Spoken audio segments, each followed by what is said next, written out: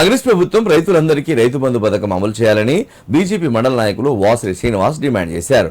సిద్దిపేట జిల్లా నారాయణపేట మండలం మల్యాల గ్రామంలో నిర్వహించిన మీడియా సమావేశంలో ఆయన మాట్లాడారు.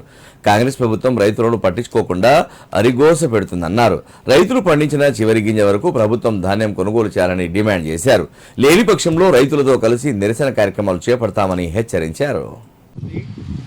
రైతులపై కాంగ్రెస్ ప్రభుత్వానికి వానాకాలం సీజన్లో రైతులకు ఎలాంటి సీడ్స్ వేయాలో చెప్పడం లేదు, రైతు బంధు వేయడం లేదు. 2 సంవత్సరాల నుంచి రైతు బంధుపై కనీసం ఏం చేయాలో అవగాహన లేదు. అలాగే కళ్ళాలలో వడ్లు అలాగే ఉన్నాయి. వీటిలను కనీసం తొందరగా పంపించాలని కోరుతున్నాము.